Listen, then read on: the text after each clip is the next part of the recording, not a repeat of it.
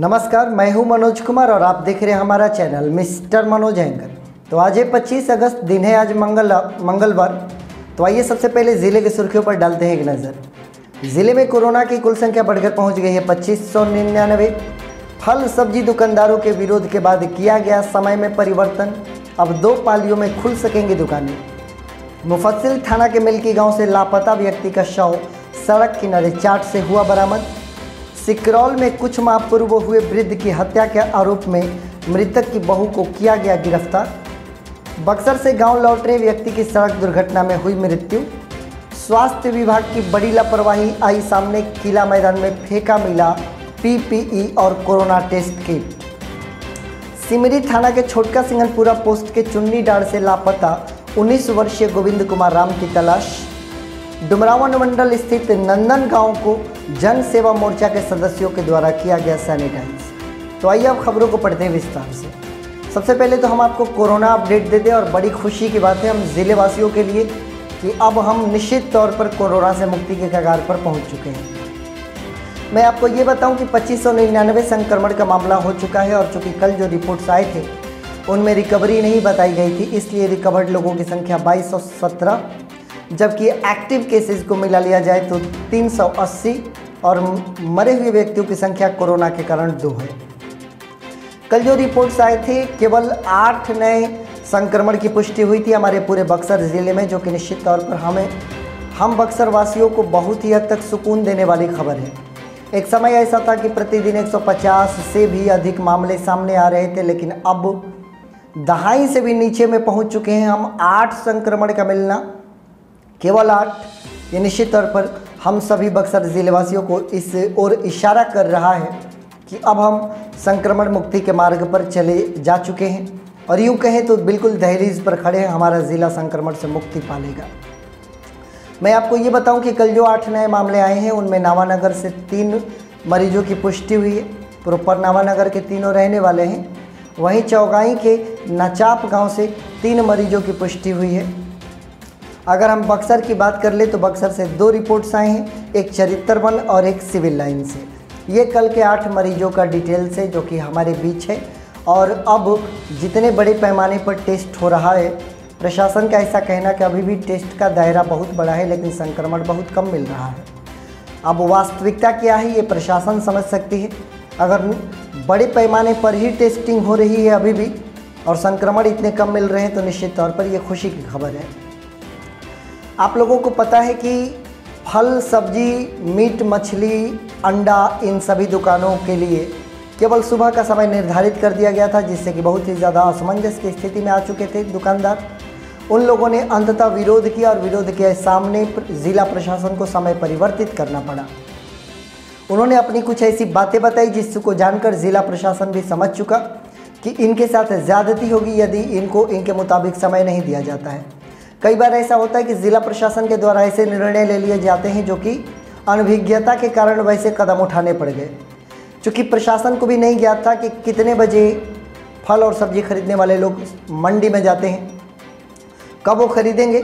जो समय दिया गया था उसमें जब तक कि फल और सब्जी वाले सब्जी खरीद कर अपने दुकान पर लौटते तब तक उनके बंद करने का समय हो जाता।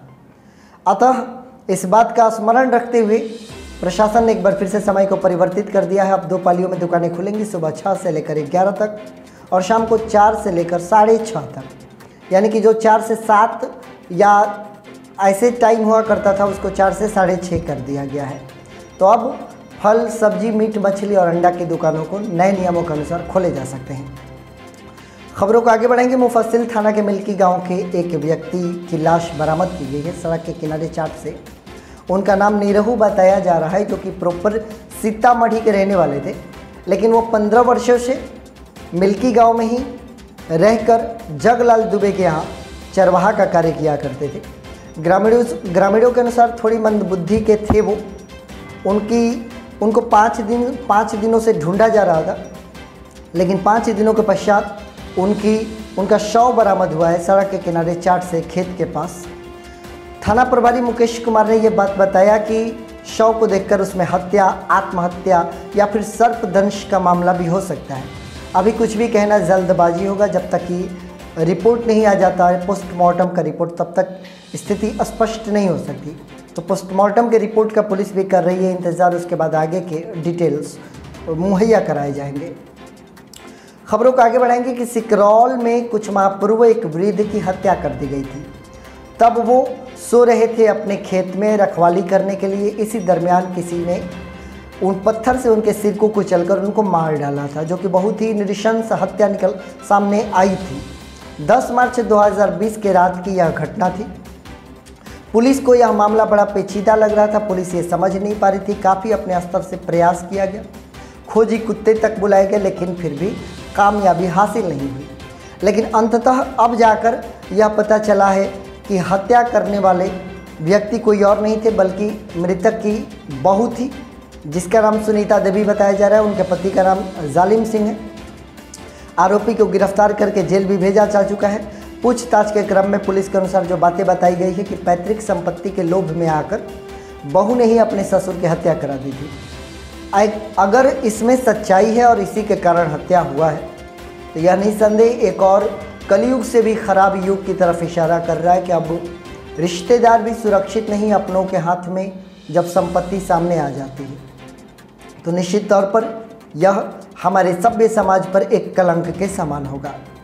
खबरों को हम आगे बढ़ाना चाहेंगे। आपको बताना चाहेंगे कि बक्सर से अपने गांव की तरफ लौट रहे थे दो व्यक्ति एक बाइक पर सवार होकर। रिश्ते में दोनों ससुर और दामाद थे। उनका गांव था सिमरी थाना के अंतर्गत नगपुरा, जहां पर उनको लौटकर जाना था। डुमरी मार्ग से वो वापस लौट रहे थे। काजीपुर मोड़ के समीप एक अनहोनी घटना घटित हो गई।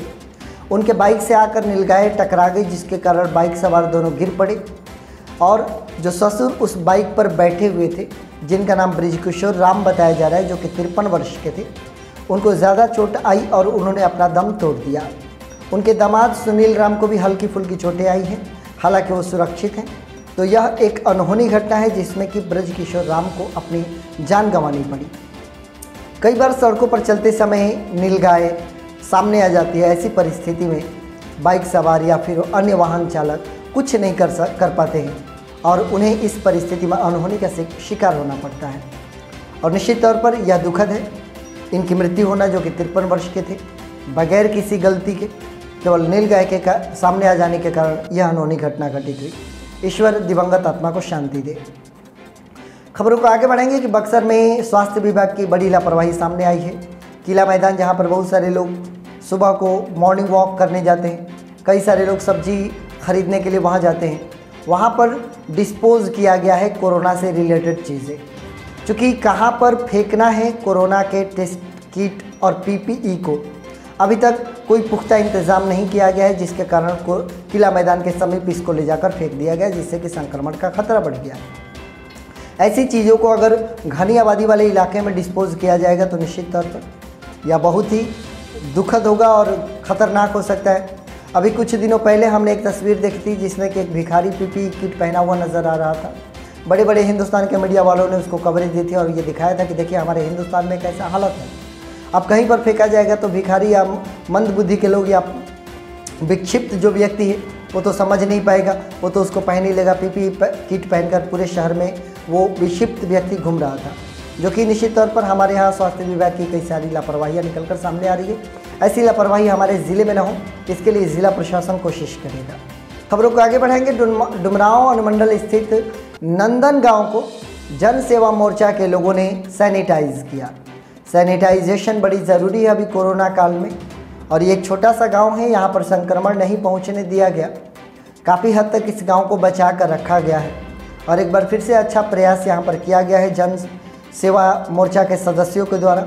यह निश्चित तौर पर अच्छी पहल है कि आप अपने गांव को सुरक्षित और साफ़ सफाई रखने के लिए प्रयासरत हैं। आपके इस प्रयास की हम सराहना करते हैं। यह हमारे बक्सर ज़िले का अपडेट है जो मैंने आप तक पहुंचाया। कोरोना काल अभी पूर्ण रूप से समाप्त नहीं हुआ है, थोड़ा सा और धैर्य आप बनाए रखिएगा। बहुत ही जल्दी हमारा ज़िला कोरोना मुक्त हो जाएगा। आप सकुशल रहें, सुरक्षित रहें, मोस्ट इम्पॉर्टेंटली कोरोना से बचे रहें, ऐसी हमारी कामना है। और आप हमारे साथ बने हुए हैं, इसके लिए आप सभी का बहुत बहुत धन्यवाद।